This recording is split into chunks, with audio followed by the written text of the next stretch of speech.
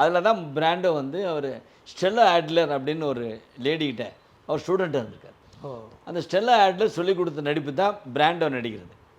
Brando நெத்தியை சுருக்கிறது, நடக்கிறது, திரும்பி பார்க்குறது, இதெல்லாம் சிவாஜிக்கு அவருக்கும் ரிசம்பிளன்ஸ் இருக்கும். மார்லன் பிராண்டோவுக்கு அதை வந்து வித்தியாசம் ஒப்பீடு பண்ணுறீங்க நீங்கள்?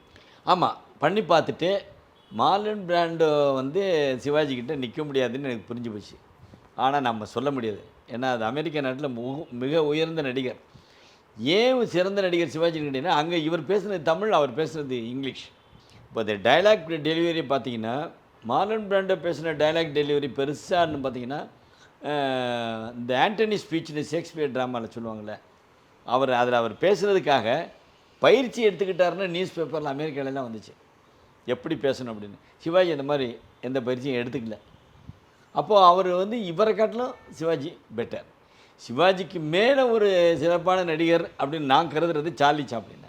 டைலாக் இல்லாமல் அவர் நடிக்கிறது, அவர் வருத்தப்படுறது, அவர் சிரிக்கிறது, அவர் பசியோடு இருக்கிறதுலாம் நம்மளை உணர வச்சா பாருங்க, அவர் பெரிய நடிகர். அப்போ இப்போ சவுண்டெல்லாம் இல்லை.